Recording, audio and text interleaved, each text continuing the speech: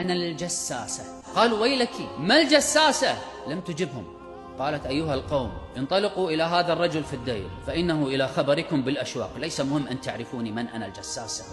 انطلقوا إلى هذا الرجل في الدير، الدير صومعة، فإنه إلى خبركم بالأشواق. يقول تميم فلما ذكرت رجلا فرقنا منها أن تكون شيطانا، فانطلقنا سراعا إلى الدير فرأينا أعظم رجل رأيناه قط خلقا، رجل عظيم الجسد وأشده وثاقا، مجموعة يداه إلى عنقه ما بين ركبتيه إلى كعبيه بالحديد. ثم قالوا ويلك ما أنت؟ قال أخبروني بخبركم من أنتم، أما إنكم قد قدرتم على خبري فأخبروني ما أنتم. يعني رد سؤالهم بسؤال، يعني أنتم أخبروني من أنتم. قالوا نحن قوم من العرب ركبنا سفينة بحرية فصادفنا البحر حين اغتلم يعني كثرت فيه الأمواج. ثم ذكروا له القصة، وفي الحديث ذكرت القصة بالتفصيل. فقال لهم أخبروني عن نخل بيسان، وبيسان منطقة في الشام قريبة من الأردن. قالوا عن أي شأنها تستخبر؟ قال أخبروني عنها هل تثمر؟ قالوا نعم تثمر.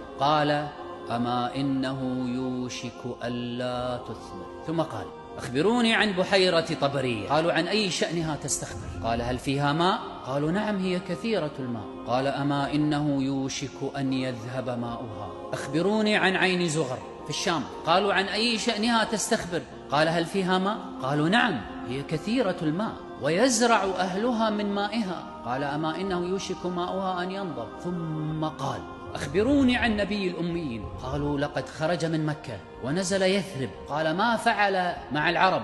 أقاتلوه وقاتلهم؟ قالوا نعم. قال ما صنع بهم؟ قال غلب على العرب الذين يلونه فاتبعوه وأطاعوه. قال أما إنه خير لهم أن يطيعوه. ثم قال قناة القائد إيهاب إني سأخبركم عن نفسي أنا المسيح. وهذا الدجال لم يقل لهم بأنه المسيح الدجال، اكتفى بقوله أنا المسيح أنا المخلص، وهو يتشبه بالمخلص في آخر الزمان الذي جعله الله سبحانه وتعالى ابن مريم وليس هو. أما إني أنا المسيح ويوشك أن أخرج وأسير في الأرض ولا تبقى قرية إلا دخلتها في 40 ليلة كما قال النبي صلى الله عليه وسلم بالضبط في أحاديث أخرى. لذلك أعجبه عليه الصلاة والسلام ذلك. ثم قال في 40 ليلة غير مكة وطيبة فإنهما محرمتان عليه، ما من نقب من أنقابها إلا وعليه ملك بيده السيف صلتا. ثم قال بأبي هو وأمي عليه الصلاة والسلام. طبعا الدجال لم يخبرهم ببقية الحديث ولا بهلاكه، وهذا طبعه يخبر بشيء من الحقيقة. فقال النبي صلى الله عليه وسلم أما إنه قد أعجبني حديث تميم وأنه وافق الذي حدثتكم، ألم أحدثكم بذلك؟ قالوا نعم يا رسول الله. ثم قال النبي صلى الله عليه وسلم وهو يضرب بمخصرته المنبر، عصاه كانت بيده بأبي هو وأمي عليه الصلاة والسلام، حين ذكر قصة الدجال وأنه قال غير مكة وطيبة فإنهما محرمتان عليه، فقال هذه طيبة وهو يضرب على المنبر بأبي هو وأمي عليه الصلاة والسلام، هذه طيبة هذه طيبة.